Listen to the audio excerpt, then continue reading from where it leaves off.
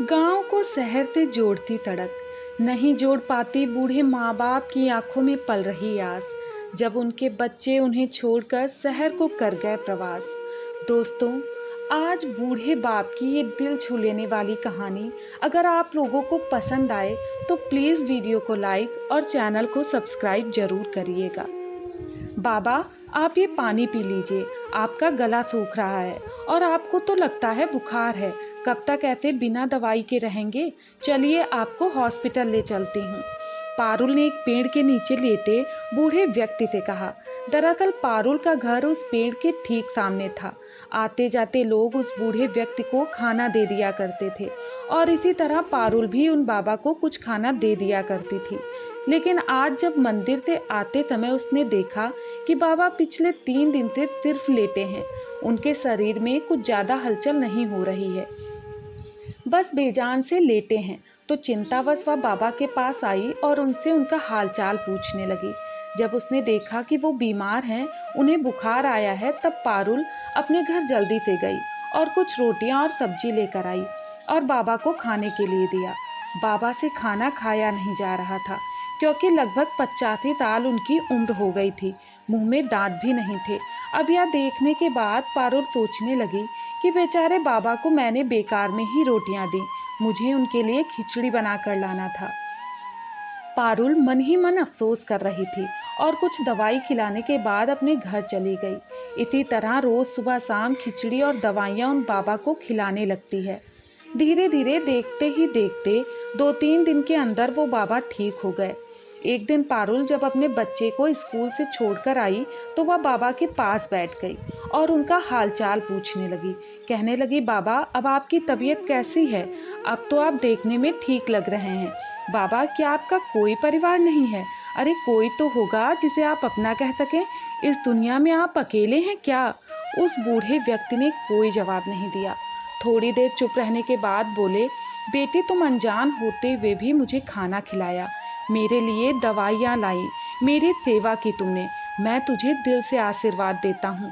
तू सदा सुखी रहे, तेरा सुहाग बना रहे, तू हमेशा जीवन में खुश रहे। आंखों में मानो अनायास ही आंसुओं की धार फूट पड़ी और कहा, बेटी, मेरा भी एक भरा पूरा परिवार था, पत्नी और घर में 4-4 बेटे थे। घर बड़ा ही सुखी था। मेरी एक छोटी सी राशन की दुकान थी। मेरी पत्नी मेरी खूब सेवा किया करती थी, मेरी हर ज़रूरत का ख्याल रखती। उसके लिए मैं सिर्फ उसकी दुनिया था। मेरे साथ साथ बच्चों की सेवा करती, घर का पूरा ख्याल रखती और अपने भाग्य पर बड़ा इतराती।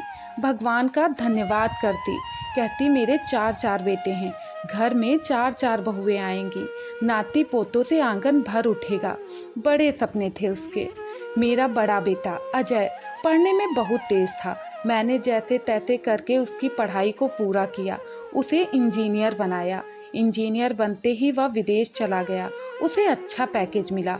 विदेश से लौटने के बाद मानो लड़कियों की लाइन लग गई। उसके लिए रिश्ते आने लगे। एक बहुत ही अच्छे और अमीर परिवार से उसकी शादी हो गई। बहू अमीर खानदान से थी, इसलिए ज़्यादा दिन तक हम लोगों के साथ नहीं रही और अपने पति के साथ अमेरिका चली गई। अब तो उन दोनों का आना भी बहुत कम हो गया था। धीरे धीरे उन्होंने आना ही बंद कर दिया। अब मेरा छोटा बेटा विनय, वो भी अपने बड़े भाई के नक्शे कदम पर चल रहा था। वो भी पढ़ने में ठीक। मैंने उसे भी पढ़ाया, उसकी सारी ज़रूरतें पूरी की। उसे गांव देहात बिल्कुल भी पसंद नहीं था। पढ़ाई पूरी करने के बाद उसकी अच्छी नौकरी लग गई। वह शहर चला गया और शहर के ही रंग ढंग में खो गया और शहर की ही लड़की से उसने आर्य समाज मंदिर में शादी कर ली। माँ बाप को बताना भी जरूरी नहीं समझा। उसे गांव में शादी करने का बिल्कुल भी मन नहीं था, इसलिए उसने अपनी मनमानी की। और तीसरे नंबर का बेटा कैलाश, जो कि पढ़ाई में उसका मन नहीं लगता था। खेल कूद यही उसकी दुनिया थी। वह अपने फुटबॉल मैच के लिए प्रैक्टिस के लिए जाया करता। उसकी मेहनत रंग लाई। उसका सिलेक्शन फुटबॉल टीम में हो गया। वह खेलने के लिए बाहर आने जाने लगा, हमसे दूर रहने लगा। अपने खेल में, प्रैक्टिस में हमेशा व्यस्त रहता और इसी दौरान उसकी मुलाकात उसके ही जैसी एक खिलाड़ी से हो गई जिसका नाम रुचि था। रुचि से उसने शादी कर ली। वह भी एक खिलाड़ी और बेटा भी एक खिलाड़ी। दोनों अपनी प्रैक्टिस में जुटे रहते, अपने खेल कूद में हमेशा व्यस्त रहते। बहू को टाइम ही नहीं रहता कि हमारे साथ आकर रहे, वो तो हमेशा अपने खेल में बिजी रहती। बेटी, मेरे 3 बेटे हाथ से निकल चुके थे, अब बचा चौथे नंबर का बेटा, सबसे लाडला दुलारा श्याम। उसे तो बस फिल्मी दुनिया में जाना था, उसे हीरो बनना था। वो भी हमें छोड़कर मुंबई चला गया। एक दिन पड़ोस के ही लड़के ने मुझे बताया, काका आपका बेटा तो एक्टर हो गया है, टीवी शो में काम करने लगा है। अरे देखिए उसका सीरियल कितना पॉपुलर हो रहा है, वो तो एक फेमस टीवी एक्टर बन गया। बेटी, मेरे 4 बेटे नाम शोहरत सब कुछ कमाने के लिए बाहर चले गए, लेकिन इस बूढ़े पिता और माँ को किसी ने याद नहीं किया। किसी के पास टाइम नहीं रहता कि माँ बाप का हालचाल जान सके। चारों बेटे इस बूढ़े माँ बाप को छोड़कर देश विदेश रहने लगे। माँ बाप की तो किसी को फिक्र ही नहीं थी।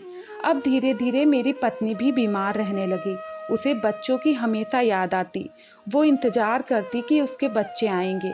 इन्हीं सब में उसके स्वास्थ्य में गिरावट होने लगी। इसकी सूचना मैंने बच्चों को भी दी कि उनकी माँ बीमार है, लेकिन किसी भी बच्चे के पास समय नहीं था। मैंने बड़े बेटे को फ़ोन किया तो उसने कहा, पिताजी मुझे इतना समय कहाँ है, आपको तो पता है ना कि अमेरिका से भारत आने में कितना पैसा लगता है। सिर्फ माँ को देखने के लिए इतने पैसे खर्च करके कौन आएगा। दूसरे बेटे के पास भी समय नहीं था। उसने कहा कि पिताजी मुझे ज़रूरी काम के लिए बाहर जाना है, मीटिंग के लिए 1 महीना लग जाएगा। तीसरे नंबर का बेटा तो खेल कूद में ही बिजी, उसे भी समय नहीं अपनी माँ को देखने के लिए। चौथे नंबर के बेटे ने भी बहाना बनाकर मना कर दिया। मेरे चारों बेटे अपनी बीमार माँ को देखने तक नहीं आए। अपने बेटों से बिछड़ने के गम में मेरी पत्नी मुझे इस दुनिया में अकेला छोड़कर चली गई।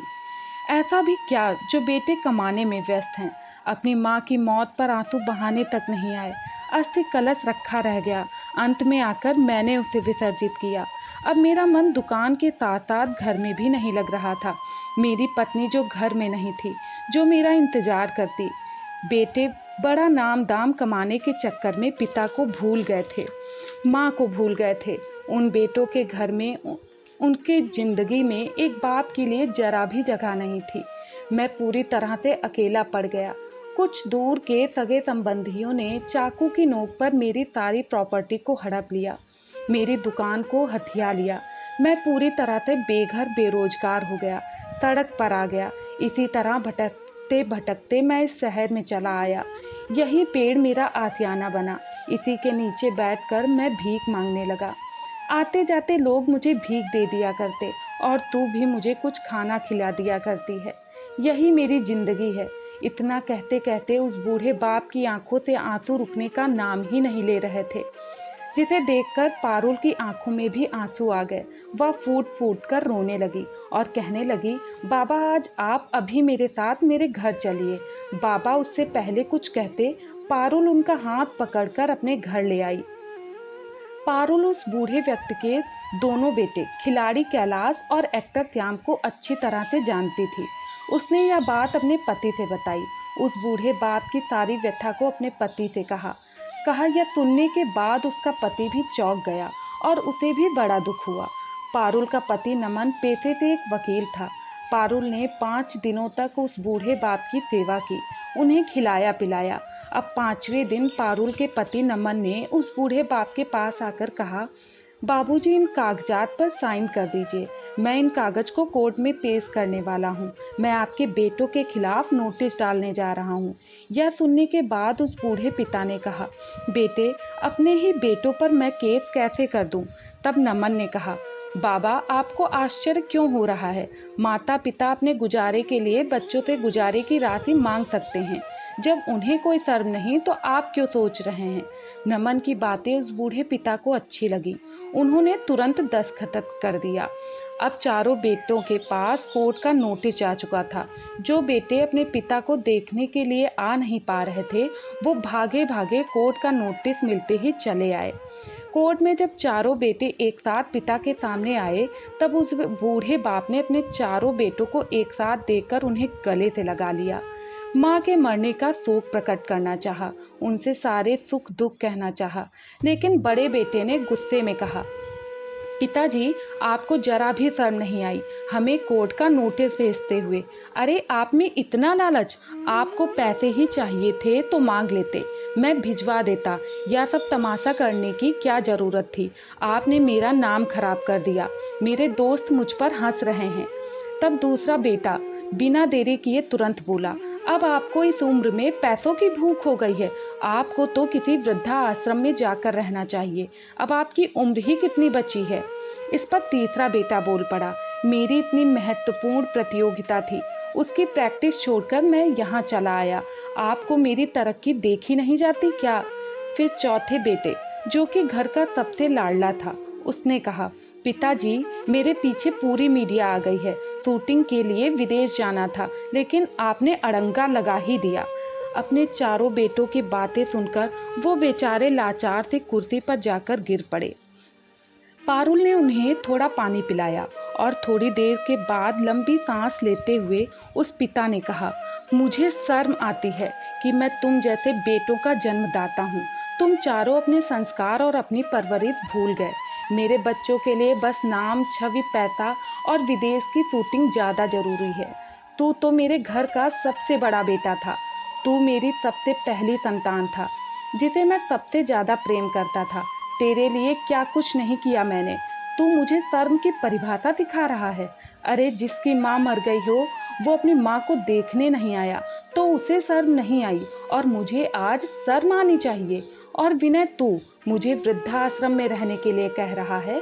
अरे भगवान ना करे कि तुझे भी वृद्धाश्रम में रहना पड़े। बुढ़ापा हर किसी पर आता है, तुझे भी बुढ़ापा आएगा, इतना याद रखना। कैलाश, तुझे तो अपनी प्रैक्टिस के अलावा अपने माँ बाप की कोई चिंता नहीं रही। श्याम, तू तो अपनी माँ का सबसे लाडला, सबसे दुलारा बेटा था ना?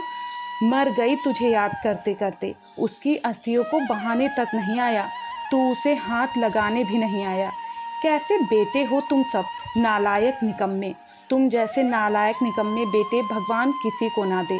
इतना कहते कहते उस बूढ़े पिता का कंठ सूखने लगा, गला पूरी तरह भर चुका था, आगे कोई शब्द नहीं कह पा रहे थे। इसी दौरान कोर्ट में अंदर चारों बेटों को बुलाया गया। अंदर सारी बहस होने लगी, लेकिन वहाँ बूढ़े पिता अंदर नहीं गए, बाहर ही रह गए। अंदर चारों बेटों की मौजूदगी में बहस होने लगी और कोर्ट ने अपना निर्णय सुनाया कि चारों बेटों को अपने पिता को गुजारा भत्ता देना होगा और बारी बारी से पिता को अपने साथ रखना होगा। कोर्ट का ऑर्डर सुनने के बाद पारुल और उसका पति नमन बहुत खुश हुए और इस खुशखबरी को सुनाने के लिए पारुल दौड़कर कोर्ट से बाहर उस बूढ़े पिता के पास आई। आकर देखा तो आराम की मुद्रा में बैठे हुए अपने सिर को ऊपर किए हुए थे और आंखें बंद थी। पारुल ने उनके हाथों को छुआ और उन्हें टटोला और कहा, बाबा आप जीत गए। उनको छूते ही वह बूढ़े पिता निढाल से बेजान से कुर्सी से गिर पड़े। वो इस दुख भरी दुनिया को छोड़कर जा चुके थे, शरीर में प्राण ही नहीं थे, मानो वह अपने बेटों को बस देखना चाहते थे। वो इसलिए जीवित थे मानो चारों बेटों को देखने के लिए ही वो जिंदा थे। आज देखने के बाद वो इस दुनिया से चले गए। धन दौलत रुपया पैसा लेकर क्या करेगा वो पिता? वो तो बस अपने बच्चों को देखना चाहता था। अब यह देखने के बाद चारों बेटे उस पिता के पास भागे। तभी पारुल ने उन्हें एक कागज पकड़ा दिया। उस कागज पर लिखा था, मेरे मरने के बाद मेरे चारों बच्चे मेरे शरीर को हाथ तक नहीं लगाएंगे, उनसे मैं मुखाग्नि देने का हक छीनता हूँ। मेरा अंतिम संस्कार नमन द्वारा किया जाएगा। दोस्तों, आज की कहानी यहीं पर समाप्त होती है। धन्यवाद।